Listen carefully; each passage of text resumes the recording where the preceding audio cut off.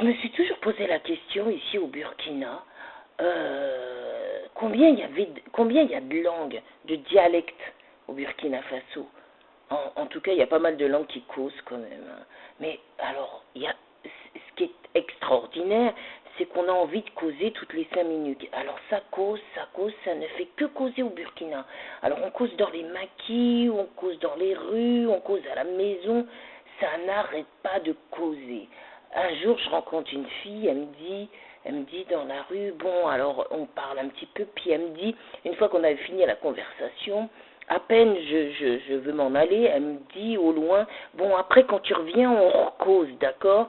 Donc, et je me dis, mais ils causent de quoi, les Burkinabés? Puis encore faut-il avoir le temps de causer, quoi. Donc, pour en revenir à ce que je disais, je me disais, il y a combien de dialectes au Faso? Alors s'il y en a un dans le public qui va me dire une connerie, alors on retient les expressions de l'émission, hein, qui vont revenir tout le temps et qui fait que moi je vais vous dire, public toi aussi. Donc alors attention à celui qui va dire une connerie. Alors il y a combien de... Est-ce qu'il y a quelqu'un qui sait dans le public, il y a combien de dialectes au Burkina Faso? Alors, je vais vous dire, il paraît que je crois qu'il y en a plus de 600. Alors, vous imaginez, mais le Burkina Faso est riche, en langue, hein, pas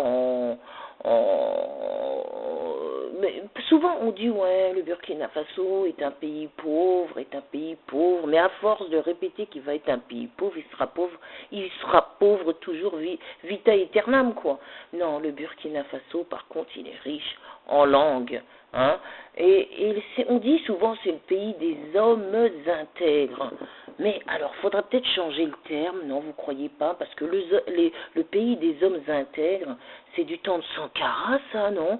Le pays des hommes intègres, c'est, par exemple, quand vous voyez, ce qui s'est passé à l'insurrection du 31 octobre 2014, et là, c'est moins drôle, évidemment, mais c'est plus le pays des hommes intègres, c'est le pays des hommes fatigués.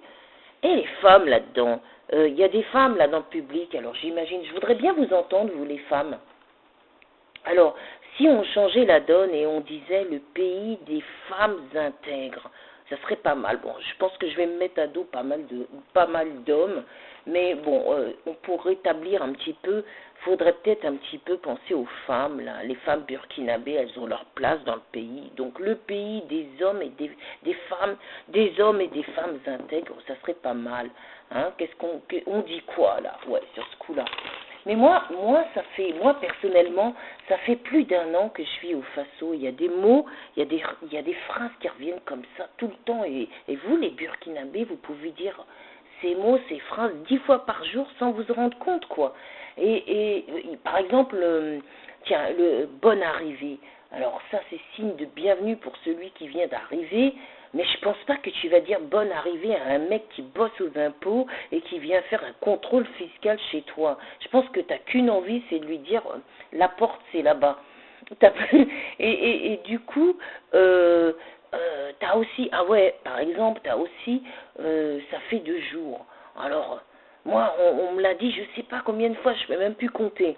Alors, souvent, je réponds, ben ouais, si, ça fait 2 jours. Ben, ça fait même 15, hein, non? Ça fait au moins 15 jours, alors que, bon, ça se trouve que ça fait au moins 3 semaines que tu n'as pas vu la personne, mais bon, pour les Burkinabés, ça fait que 2 jours, c'est pas mal quand même, hein. Nous, en France, plutôt, on va vous dire, on va vous demander, alors quoi de neuf, hein? Alors que tu n'as peut-être que du vieux à raconter, mais bon, c'est pas grave, on te demande, alors quoi de neuf, hein? Et ce qui revient à dire au Burkina Faso, on va vous dire quoi, c'est comment. Alors souvent, moi, on me dit c'est comment. Et moi, je suis toujours un petit peu bête comme ça par rapport à cette question et je me dis mais qu'est-ce que je vais répondre. Et donc, c'est des petits trucs qui reviennent, mais alors qui me font vraiment sourire, quoi. Et le Burkina, tiens, il y a un autre truc, c'est que moi personnellement, tu vois, je suis métisse et donc du Cameroun et puis bon, bah, c'est clair que j'ai du sang africain par mon père mais il n'y a rien à faire ici, on me prend pour une Nassara.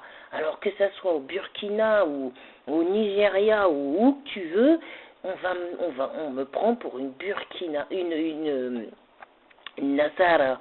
Et quand même, si, nous les métis, on a quand même du mal au Burkina. Parce que quand on est en Europe, et moi quand j'habitais à Paris pendant des années, pendant plus de 30 ans, quand j'étais dans le métro, mais c'est clair que on me prend pour une blague, quoi. Peut-être au teint clair, mais je suis blague, quoi. Et quand t'arrives en Afrique, ah ben non, ben pour eux, je suis blanche, quoi. Alors chercher l'erreur. Je me dis, mais bon, alors qu'est-ce qu'il faut faire pour ça? Bah écoute, rien. Ah, tiens, salut Rukiata, salut, tu dis quoi ma chérie? Comment tu vas? Ah ouais, d'accord, tu reviens de Paris? Ah bah écoute, super. Alors, t'as pris l'accent parisien ou comment ça, ou c'est comment justement? Bah écoute, moi tu vois, je suis toujours à Ouaga et donc bah, je disais au public justement ce que représente le Burkina pour moi. Et donc, tiens, quand je t'ai dit, tu dis quoi? Ben justement, on l'entend souvent celle-là, non? Ben écoute, moi, à ça, je réponds souvent, ben, tu dis quoi? Ben, rien de particulier. Et le fameux Wallahi.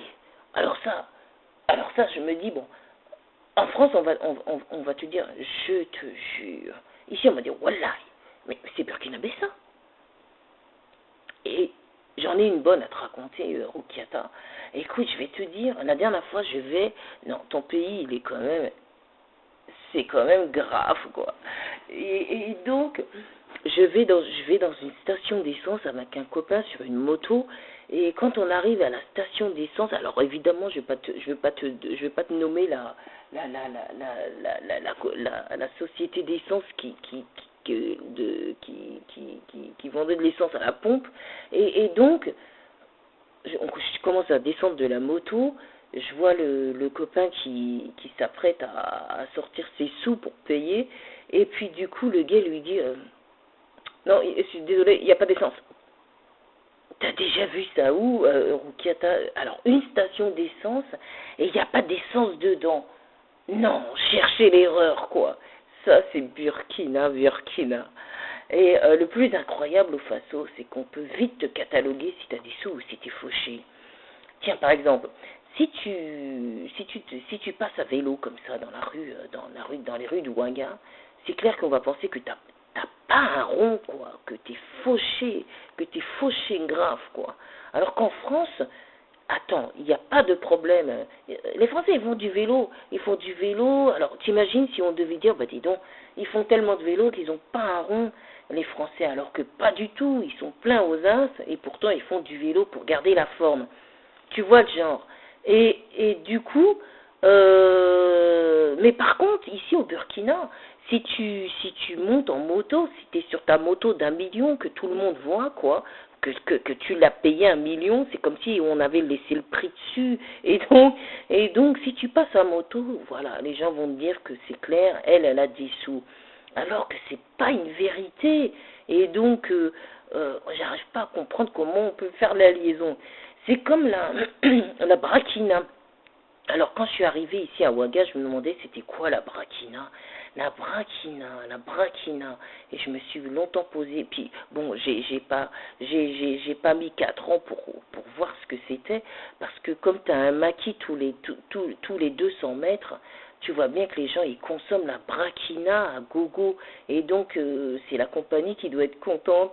Mais quand tu vois que un gars ici, une commande avec une nana, une braquina, t'es sûr que la fille, elle va faire une tête, je te dis pas, c'est que le gars, il doit peut-être, il a certainement pas un rond.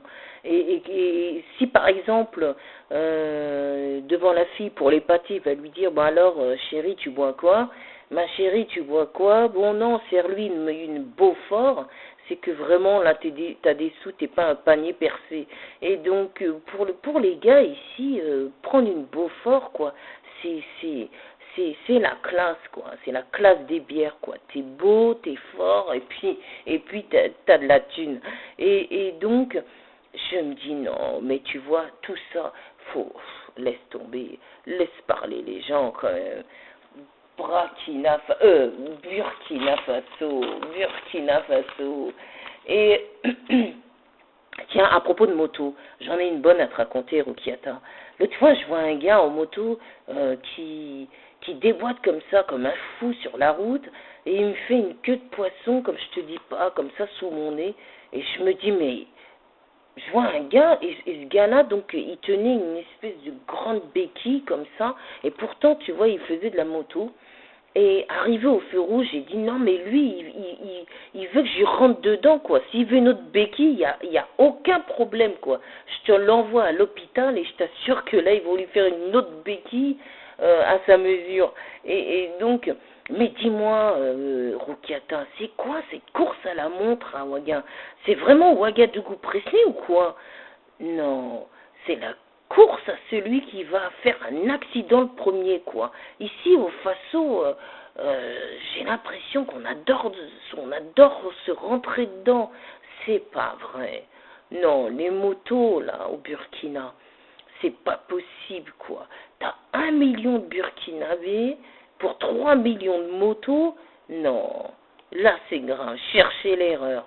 Et puis en plus, je vais te dire, les protège-nez là, c'est même pas la peine quoi. Autant bientôt ça va être les masques à oxygène parce que alors là je te dis pour respirer, non, c'est trop. Burkina Faso, c'est trop, c'est trop. Et attends, c'est pas fini. L'autre fois, je monte dans un taxi, je dis au taximan que je vais aux deux boutiques. Tu sais là-bas, là, vers le secteur vert communal, il y a les deux boutiques là. C'est comme ça qu'on appelle ce quartier. Tu sais ce qui me sent, le gars? Et quelles deux boutiques? Il y a des boutiques partout ici à Ouaga. Non, écoute, trop fort. Voilà, et c'est pas des blagues. Et pourtant, il n'y a pas de problème au Faso.